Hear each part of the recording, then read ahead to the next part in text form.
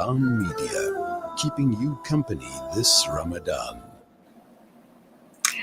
The Mid-Morning Talk with Najma Kota. Welcome back. And in our education segment, we are joined via telephone with a teacher at Reddam House Atlantic Seaboard.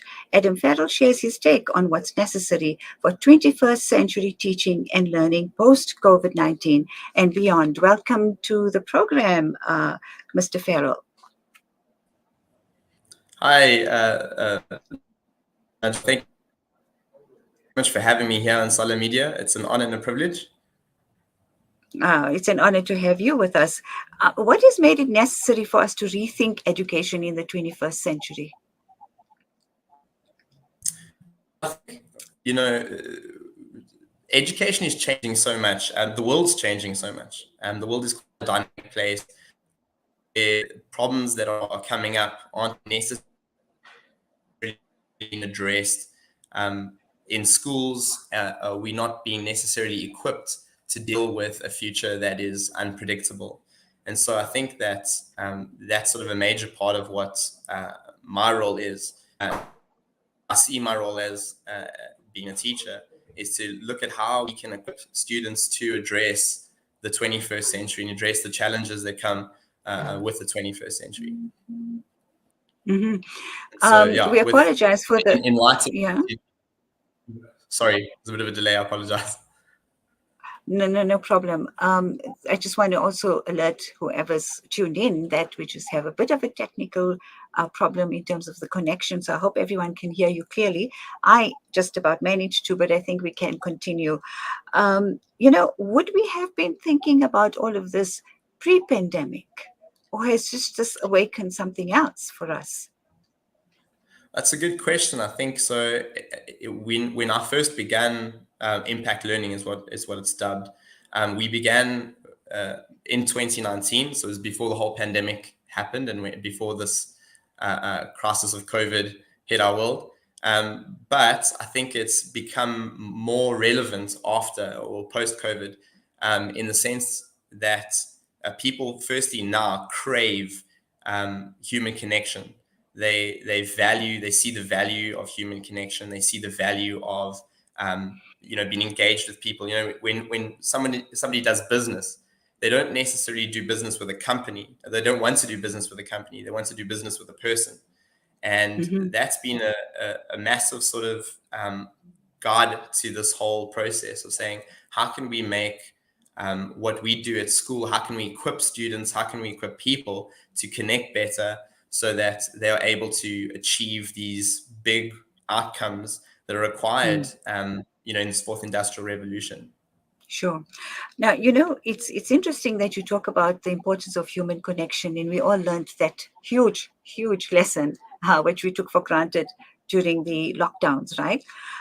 But then there's this move towards online learning, and that then is all just virtual, and we find schools, even universities, moving in that direction. We were forced to, so to speak, but now we've moved in that direction. So isn't there a conflict here in terms of, contact learning and virtual learning? How do you balance that in terms of what you've tried to implement at your school? So, I mean, the joy of working at Reddam House is that we are technically well equipped to teach online. We're part of a bigger global group called Inspired. And what Inspired allow us to do is also just to connect to many other schools globally and their sort of technical facilities in order to deliver online curriculum. And so when lockdown happened, we were able to almost instantly go from classroom teaching to online teaching. Yeah. So that's great. And that's really important. And it's important to be able to do that and to have that as a function or an ability. But, in a world where now decentralization of education, where people are moving away from schools and looking at homeschooling or online schooling, what kind of challenge does this pose to a school like mine? And, if we are going to teach in the traditional sense of the word, where we're just sharing or imparting knowledge and we're just giving that knowledge to our students as these sort of these oracles, these people who know better, who have the knowledge. If we're going to teach in those traditional methods, then I think if it can be done online and it can't be done in person, then that's a threat. But what we are offering and what we are doing is more about creating opportunities, creating connections. We're more about looking at how we are reshaping and reframing education in our space to offer students maximum opportunity to not just be able to engage in content like they would online, but rather to engage with real world problems, engage with the people in industries, so the professionals in industries who are busy, at the coal face, as such, dealing with climate change, dealing with community issues. How can we then partner up with them in real life, and engage them, in person, engage these issues in person, and then really just have an impact on them, but also allow them to have an impact on our students. And so for us, that's been a big hook to this impact learning model. Right. So, what, in your opinion, are the two critical lessons that COVID has taught teachers and parents? So in my opinion piece that I wrote, which was wonderfully published on News 24, which I'm very grateful for, the first thing I said was, lessons we learned is this vitality, this vital need for human connection and how it shapes our well-being as people. But I think the next lesson is how to sort of re-examine our education strategy by making it more real, making it more personable, using what we found that we lacked and now being able to apply that. But also, people don't just want to be doing things because they have to do them. So students don't want to come to school just to learn because they have to. But if you Right. can incite passion, Uh-huh. interest in what students are in, and you can tie this in curriculum. Suddenly, you've got middle school students, so grade 8 boys. How do you get them excited about maths? Sure, you can Right. incorporate the financial element, but and that's quite exciting. But if you can say, well, if you can solve this mathematical problem, it leads to a real world solution that actually helps and benefits people in your community. Now suddenly the maths has more value than just pure maths. Now my maths Right. has a value that is actually impacting and influencing and changing my environment, my community, others' environment, others' community, benefiting well-being of other people. And so I Right. feel good about doing maths, and I'm doing maths. Um, and so that's kind of the idea, to be inspired by the curriculum, be inspired by work, and then be able to apply that and inspire others and encourage others. Right. So that would that be curriculum based, or is it the teaching methodology? Because maths can be very, exciting, or it can be the Mm. worst subject ever if it's not taught properly. Not blaming the, I mean, it's of course your aptitude as well, but can maths then be associated with life skills? If you're saying apply your mind to solving a problem, meaning can you associate it with life skills? And that's what you're saying, right?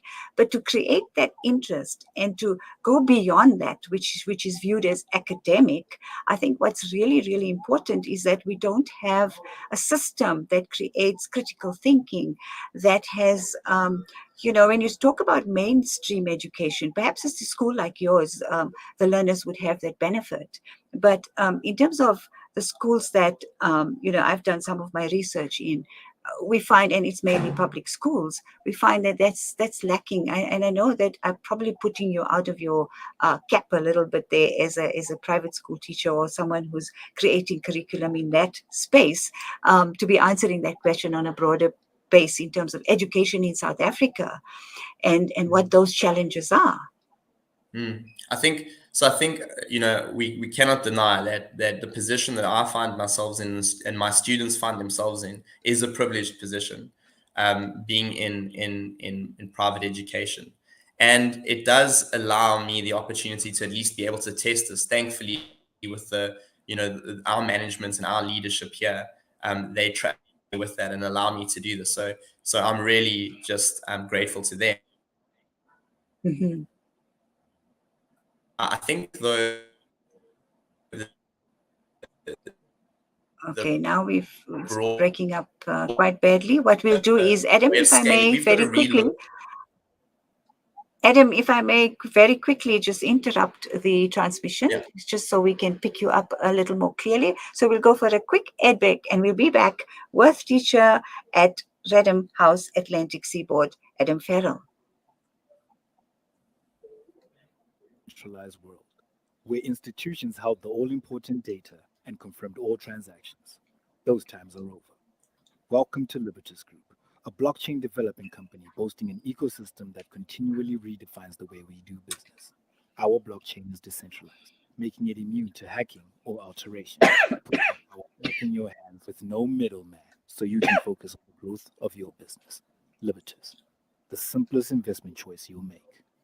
Imagine the joy that a meal brings to the fasting family in need. This Ramadan, join Africa Muslims Agency to provide meals to the fasting for 100 Rand a day, a food hamper for 1,500 Rand, or feed a village for 15,000 Rand per day. If we can imagine a better world, Can you fix the connection?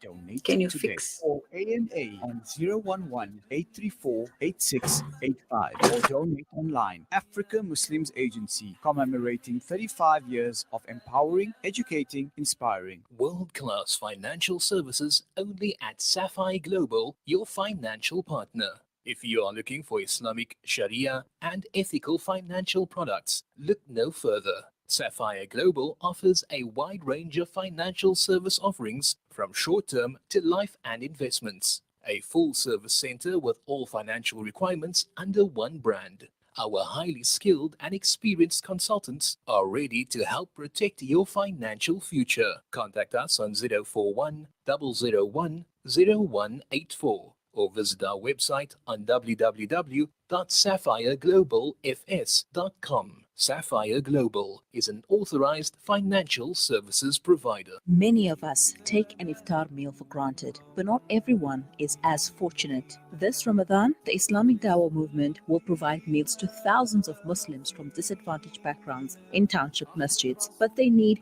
your help. A donation of 20 Rand helps feed a Muslim brother, sister, or child for iftar. Please become an IDM sponsor and earn Sadaqah Jariyah, inshallah. Zakat, Lillah, Sadaqah, Fitra, Kafara, and Fidya contributions are also welcome. Visit idmsa.org to donate or call IDM at 031 304 6883. IDM, taking Islam to as many hearts and homes as possible. You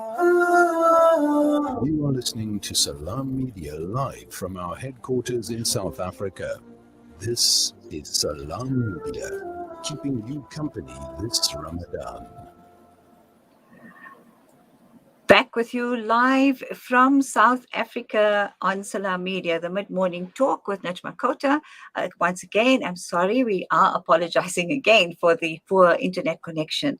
However, we're just very happy to have our guest back with us. And just before the break, we spoke about the challenges in terms of the critical learning as opposed to the type of learning that's being taught, I guess, in the public schools in South Africa. Adam, go ahead and Hi answer. there. Yeah, hi, Yes. you're there. Great, okay. Okay, perfect. Okay, so I think we acknowledged my position as a teacher, which in a private school, which is privileged. But I think as well, like as we go and as we move into the education, put more value into it as a country. I think the thing we need to do is as much as is in our ability to encourage teachers, or people not to just become teachers because they're looking for a job, but rather to employ the kind of people and train up the kind of people who are dynamic thinkers, who are there because they are interested and they are passionate and they have a heart for the environment of teaching, the space of learning, the space of growing. And so I think that in light of that, it is a massive challenge that our country faces, but not an insurmountable challenge. And there are amazing teachers in public schools out there that are doing things, even with the challenges that they're facing. Absolutely, and hats off to them. And people like yourself even though you have the, like you said, privilege of being in an environment where you can explore and innovate. That's also difficult. And I think achieving what you aim to achieve in the end will be very encouraging for not just your school or the surrounds or the learners and the parents that are excited about their children's education, but the broader picture in terms of education is always about benefiting the country, the community, the country as a whole, and of course it impacts globally. So when we talk about your mission, what would that be then, Adam? So I think right now my mission is to look at learning as an opportunity to have an impact on the environment, have an impact on local community. I think at the moment I'm thinking quite small picture in terms of Mm-hmm. my own community, trying to look at refining this model that I've developed. It's Mm-hmm. not just purely in isolation. There are other factors to this model. So there's something called Sure. inquiry-based learning and project-based learning that kind of inform the Mm-hmm. model. But really, the value of the model is that the results are the quality of the impact that you have on the very thing you've chosen to do. So, for example, in 2019, we looked at the UN Sustainable Development Goals, and we Right. looked at goal number 2, which is zero hunger. And Uh-huh. that is an incredible mission. So Gift of the Givers are involved Sure. in trying to solve that issue. There's so many organizations that are, that feeding schemes and soup kitchens and so on, trying to address this need locally, but also globally. And so it's a big question. So we are based in Cape Town, and we looked at Cape Town, and we said, okay, well, we can't feed all the homeless people in Cape Town, but could we feed all the homeless people in the city bowl of Cape Town one meal, once off? Like, is that a possibility? And so that was Right. our mission and our goal. And then Mm-hmm. we first had to define what homelessness is. What is homelessness? Sure. What does it look like? Mm-hmm. Mm-hmm. How many homeless people are in our community? So we went to a few soup kitchens. So my students went with their phones and their iPads. We devised a survey, and we actually interviewed homeless people. And we said, like, what do you need the most? What are some of the challenges you face?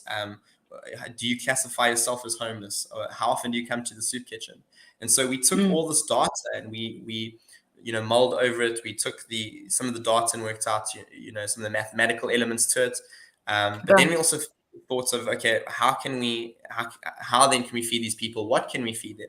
And so one of the students said, well, what if they're diabetic? You can't just feed them anything. Right. What if they're gluten intolerant? So Sure. this was another factor that was thrown in. And then we sort of almost cross-curricular looked at the science or biology rather curriculum where we talk about vitamins and nutrients. And then they brought that into the conversation, and we found a guy who produced these sachets that could just be hot water, could be poured in it. And we thought, well, this is a good thing to get behind. Woolworths got behind us and supported us as well, which is awesome. And then there's a homeless shelter that the city of Cape Town have created. They were also piloting it at the time. And we went there and distributed the food and met the people who run the place and met some of the homeless people there. And that was an eye-opening experience. And still to this day, I mean, that was in 2019. The students are still in our school today. They're a couple of grades ahead. And they still come back to me saying, you know what, Mr. Fairall, so that left such a massive impact on me as a person, on how I view homeless people. And so when they stop at the robot and there's a homeless person at the robot, now they don't just see them as this stranger asking for money, but they see them as a person. They see them as an individual. Sure. They see them as someone of value. And that's something that is, to be able to impart that, I think, is probably the most valuable thing to be doing in our country. True. Is to show people that there are other people around, to show people that there are problems that they can solve, but maybe not in the entirety, rather solve these problems in their small kind of little pockets or as best we can, Right. And I suppose it's not just about the other, as it were, it's about bridging that gap. And I think those are lessons that one can never measure the outcome of. And I think that's remarkable. So well done to you. And I hope that this continues, and I hope we can actually implement all of these ideas into the mainstream system. It's been a pleasure talking to you this morning. I again apologize for the short time that we've had due to the technical difficulties. However, I'm sure you've left a lot of questions for our viewers, listeners. I'd like to hear from them as well, so they can put their comments and questions. We are live on Facebook, we are live on Twitter, and we're streaming live on our website. So you may call us as well on 011-680-0355 or WhatsApp on 061-766-0355. Salam Media, coming to you live from South Africa. This is Najma Kota on the Mid-Morning Talk. After the break, remember, it's our wellness segment.